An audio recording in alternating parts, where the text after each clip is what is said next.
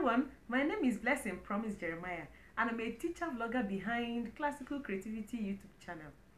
I teach in an international school here in Rivers State and I've taught for over 12 years. Today I'm going to talk about how to teach children within the ages of 3 to 6 years. If you're a mom and you have children within this age group, consider subscribing and hit the notification bell below because I'll be releasing a series of content on how to teach children within this age group. So let's jump in.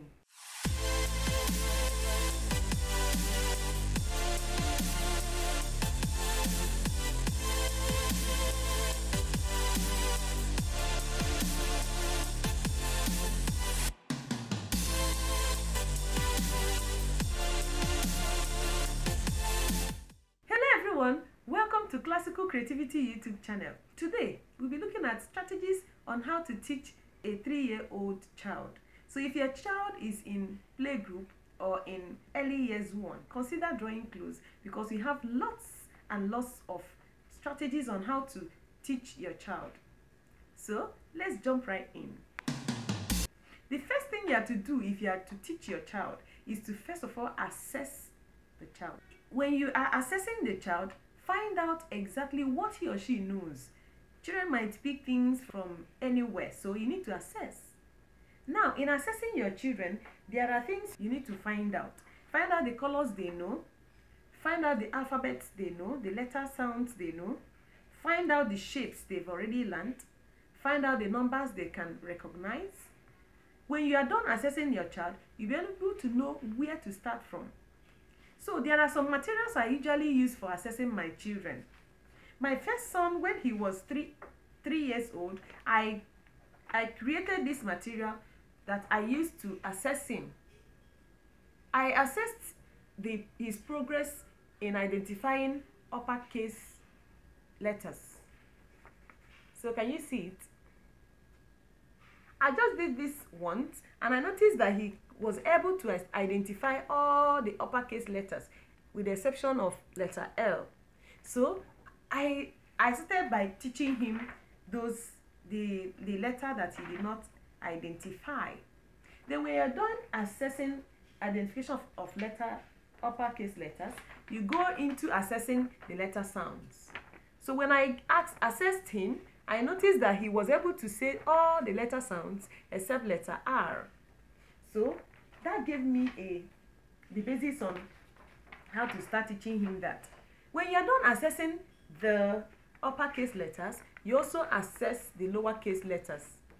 When I assessed this, I noticed that he was able to identify some of the lowercase letters with the exception of letter E, F, G, M, N, O, P, Q, R, V, U, V, W, X, Y. The rest he was able to identify and he was able to say their sounds, but not all the sounds.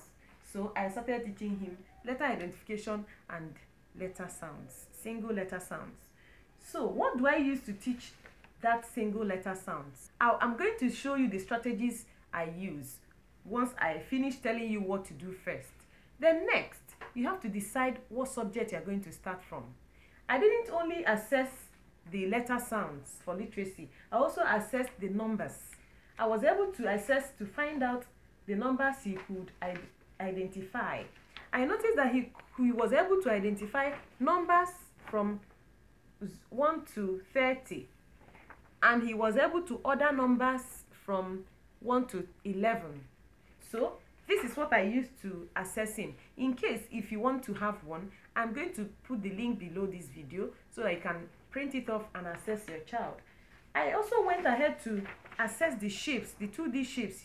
He was able to identify these 2D shapes. I don't know if you can see. And then these ones, he was unable to identify them. That gave me the basis on what to do. I also assessed these 3D shapes. He was unable to identify them.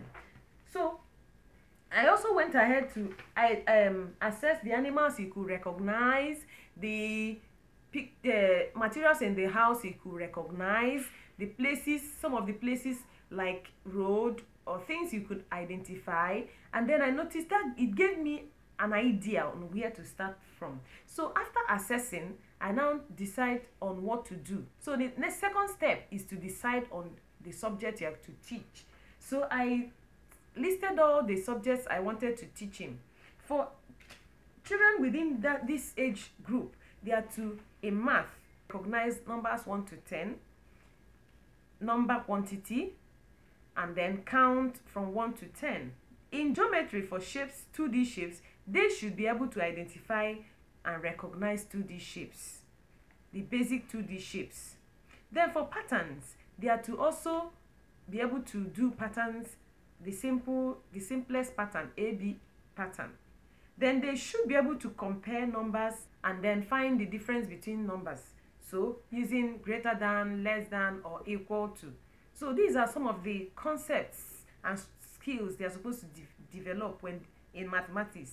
Then for reading and letters, for literacy, the children are supposed to identify and recognize the single letters from letter A to letter Z. They should be able to match lowercase letters to uppercase letters. They should be able to identify the initial sounds of maybe 2-letter words or 3-letter words. They should also be able to sound vowel, to identify short vowels and be able to blend CVC words. They should also be able to differentiate vowels and consonants. And then they should be able to segment, find pictures that matches. So these are things I'm going to be putting you through this video. Please stay tuned. So here, how do I teach these children? I first of all plan a day before, because if you don't plan yourself, you end up confused. You might not even know what you have to do. All depends on your child's attention span. Sometimes children tend to get distracted, so you have to alternate what you are teaching them. So I usually start by showing children the letters of the alphabet. So here in my hand I have flashcards. So here I have uppercase letter A and lowercase letter A. So after this, I will go through the letters of the alphabet. I try as much as possible to teach uppercase letters and lowercase letters. Then we associate it with pictures to identify words that have the beginning letters. Then when I'm done with this, I will progress to this. I will get my child read all the lowercase letters. We will now begin to match the uppercase with the lowercase letters. So I have in my hand the magnetic letters. I have a container full of magnetic letters, and my child will begin to match the uppercase letters with the lowercase letters. So when we are done with this, we will progress to identifying these letters. For me, I usually use this. If you look closely, you see that there are lots and lots of letters here. This printable it will be available in my description. I will link it to this video. Okay, so you have access to it. So I'll give my child maybe one letter, for example letter B, and I will give him a dry erase marker. He will be able to use it and then look out for all the letter B's and start circling them as he finds each of them, because this will give you an idea whether he or she can identify letter B. So when you are done doing this, you assess to find out whether he or she has mastered all the letters.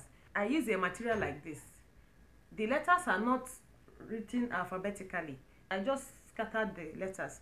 So I'll begin to point at the letters, and my child will be telling me, I don't know if can you see it? I begin to point at the letters, and then if my child identify any of them, I will just tick for him. And then if anyone he did not identify for the lowercase letters, I will try as much as possible to work on it. Then when I'm done with this, I will turn behind is the uppercase letters. I will do the same thing I did with the lowercase letters. And if I notice that he has not mastered it, I will still continue by using other resources I have. So here I have in my hand this letter J. This one actually takes care of not only the letter sounds, it also talks about writing these letters. So for pencil grip and then ability to to write, to trace. I make my child to go over these letters on the dotted line. So we go through this. When we are done doing this, I even have the capital letter A. I have it A through Z. So I'll also link this in the description in case if you want to have this. When I'm done with this, we'll now begin to sort. Sometimes I used to do sorting before assessing again. So we'll start sorting uppercase letters and lowercase letters. I have magnetic letters, uppercase magnetic letters and lowercase magnetic letters. Sometimes I don't use that because he tend to play with them. Let me just show you a sample of what he did with one. So can you see it? He chewed it, trying to damage the letter. So if I notice that he's doing that, I will make provision for cut out letters like these ones here in my hand. So here I have letter D. So I'll give him the uppercase and the lowercase letters of this size, and then he will sort them. When you finish sorting them, I'll be able to know the ones he can identify and the ones he cannot. So if I notice that he couldn't identify some of them, I will teach him again. This is how I teach the letter recognition and letter sounds. And once my child begins to recognize letters and their sounds and associate these letters with the sounds they make, I'll go over to teaching beginning sounds. How do I teach beginning sounds? I use this. For example, when we say E, se, and then we say E is for egg, E is for envelope, E is for elephant. I don't use pictures that are not having the same sound. Sometimes you see some textbooks, they will have letter E and then the word will now have another beginning sound aside letter E. So I try as much as possible to use this. I'll also link this. All these materials I am showing you, I'll link all of them in case if you want to have any of them, you can go ahead and download and use. So when I finish doing this, we will go over to identifying, using pictures to identify beginning sounds. For example, this is iguana. I'll ask my child, iguana, iguana. What is the beginning sound? He will say I, and then we'll go to the next picture. Rain, rain. What is the beginning sound? R. Nine, nine. What is the beginning sound? Pig, pig. What is the beginning sound? P. You get the idea. So you go through all these pictures, and if you notice that your child is very, very fast, you can as well start blending. But if your child is not really fast, it takes long for a child to start blending sounds. So you can go ahead and start blending. I usually start with 2-letter words. I don't have a printout for that. When I'm done with 2-letter words, I'll go over to 3-letter words. So when if I want to use the 2-letter words, I will do I, all the I 2-letter word family. We'll go through all of them. We'll go through all of the A 2-letter words family. For example, A-N. I'll just write A-N, A-M, and then I'll ask we'll start blending it. A, am, a, an. So when I notice that my child has mastered blending all those ones, we'll go over to 3-letter words. So in my hand, I have a sample of the activity he used before now. I'm talking about my first son. So we went through this and we associated them with pictures and we sound the words. Like this one is ka, k, a, k, a, b, cab, cab. I try as much as possible to stretch it. If you don't stretch it, you tend to segment it and then it will be hard to sound. So I try as much as possible to stretch it. For example, k, a, b. We'll now say cab. As if a letter is on top of a slide, then in the middle it gets to ah, and then at the end all of them will just fall on each other, and then it will make a sound cab. Do you get the idea?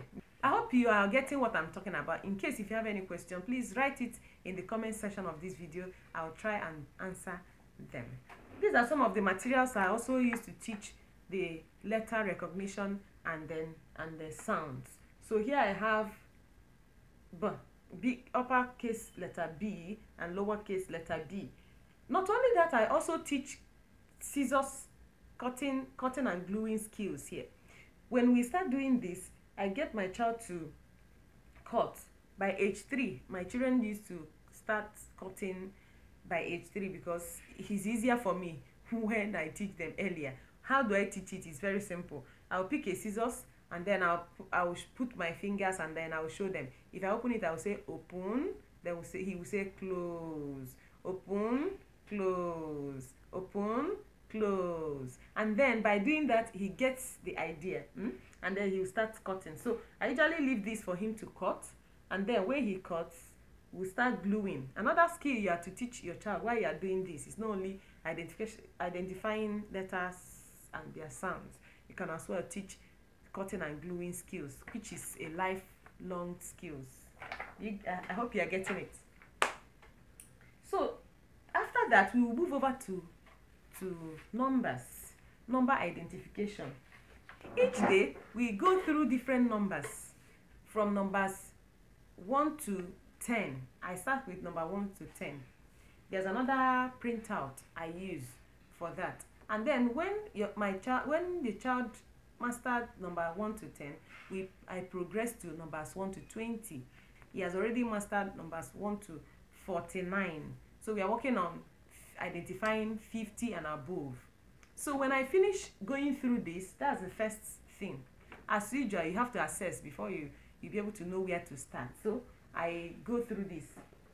Then when I finish doing that, I have different numbers like 0, bold numbers like this. So we'll go through it, starting with 0. On the wall of their room, I displayed number 0 to 9 for them to always see, because once they see it every day, it gets registered. So it's easier that way for me. I've tried it I've tried it with my 3 children, and it works. So I'm suggesting if you can try it, it will also work for you. So now the first number is number 0.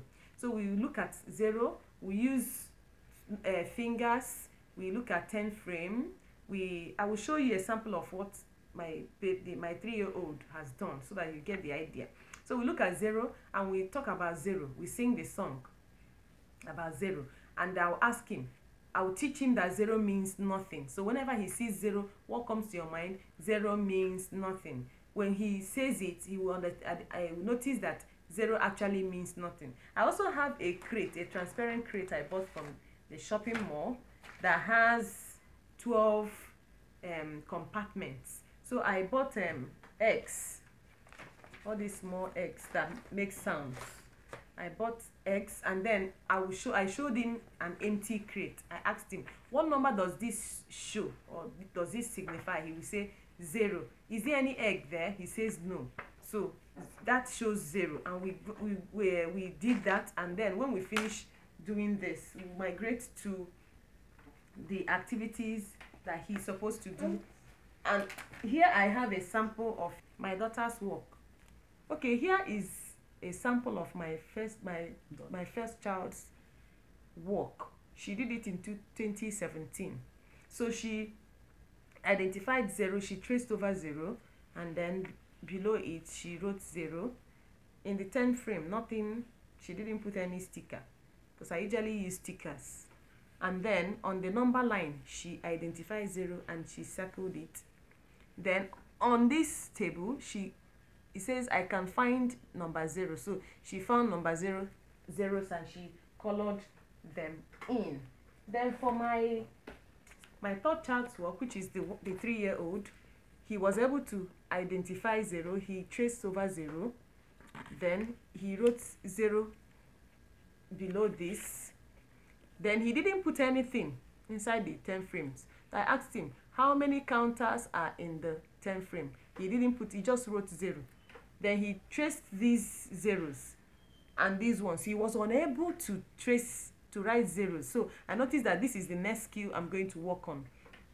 Then for the fingers, he noticed that none of the fingers were put up, so he wrote 0. I asked him about the balloon. He wrote 0. Then for this plate, nothing was inside, so he wrote 0.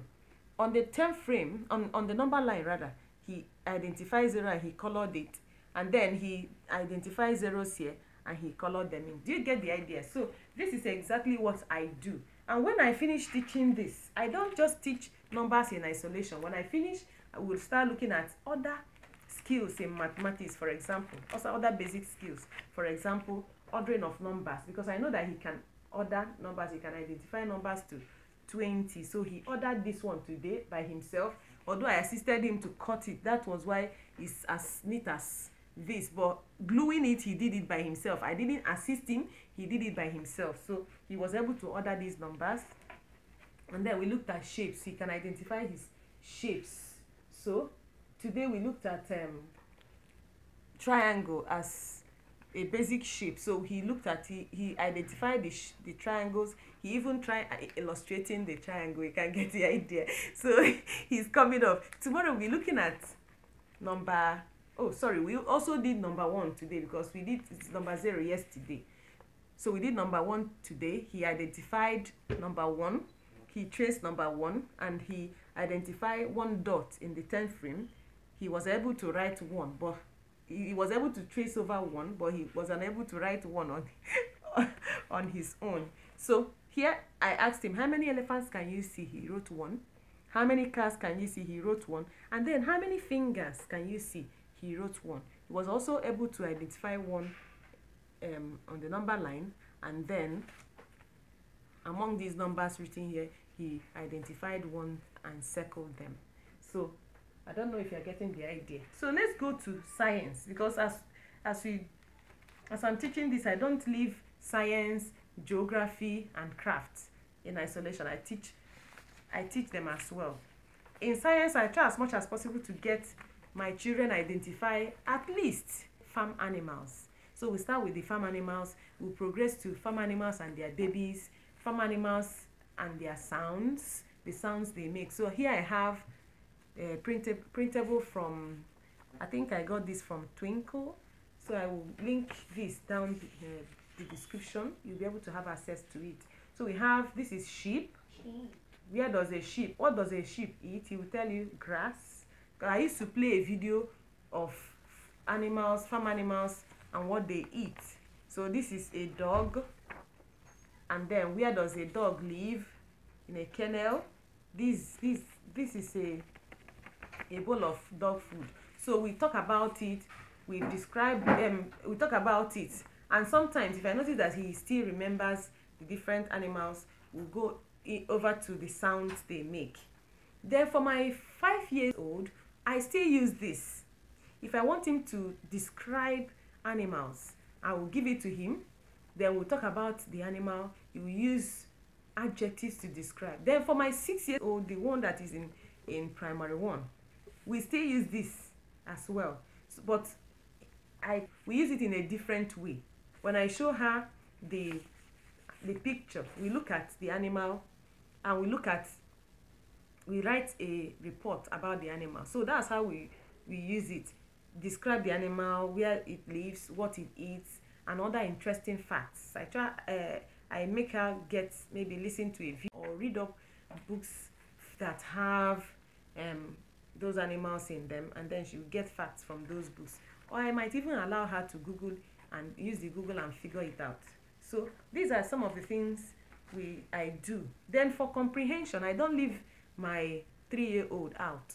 I try to read books from their library. There are some books we bought from book fair. I usually buy books every year. So I read it to him. Aside the bedtime stories that we read, I read it to him. I ask him oral questions. And then when I ask him, I try to see how he reacts to those stories. When we finish, we start looking at geography. In geography, we discuss about, sometimes I start with rocks or even phases of the moon. All depends on what I have around me, the resources I have.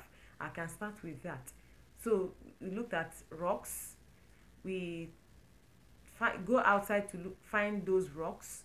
When we get them, we start touching it, describing how it feels when you touch it. Sometimes I make them to smell it. Does it have any smell? So that's how I bring in an element of geography when I'm teaching my 3-year-old. So